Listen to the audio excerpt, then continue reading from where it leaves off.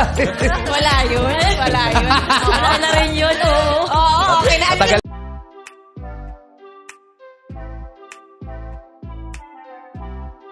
Madami ang natuwa sa paghaharap ng sikat na social media influencer na si Tony Fowler at ang It's Showtime host na si Kim Chiu kanina sa It's Showtime.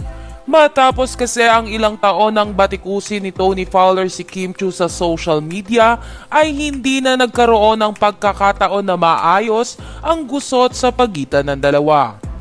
Ayon kasi sa post noon ni Tony Fowler na nagsisiwalat ng tunay na ugali ni Kim Chiu ay hindi umano marunong humingi ng tawad ang aktres sa mga nagiging aksyon nito. Kagaya na lamang ng pagiging late nito ng 6 na oras sa rehearsal nila para sa guesting ng aktres sa noontime show na It's Showtime noon. Backup dancer kasi si Tony Fowler noong mga panahon na iyon at kasalukuyang nag-aaral pa. Ayon pa kay Tony Fowler ay hindi siya nakapasok ng dahil sa pagiging late ni Kim Chiu. Ayon pa kay Tony Fowler na sana ay nagbago na ang aktres. Samantala, sa latest episode ng It's Showtime ay nagkaharap at nagkausap na sina Kim Chiu at Tony Fowler. Si Tony kasi ang guest performer ng It's Showtime ngayong araw August 10, 2023.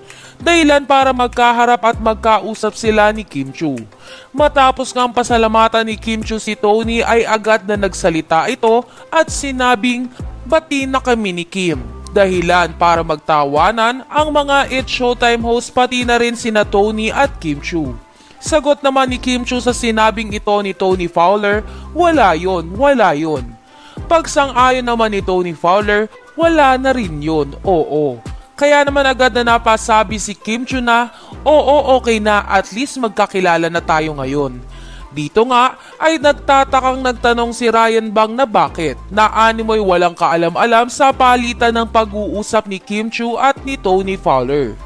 Dito nga ay agad sinabi ng dalawa na noong pandemic yon at kasagsagan pa ng naging viral statement ni Kim Chiu na bawal lumabas noong bawal pa. Dagdag pa ni Kim Chiu, ngayon naman ay pwede nang lumabas. We're all together in this. Have fun and smile. Na caught on guard ako doon, te. Nagulat ako pero wala na yon.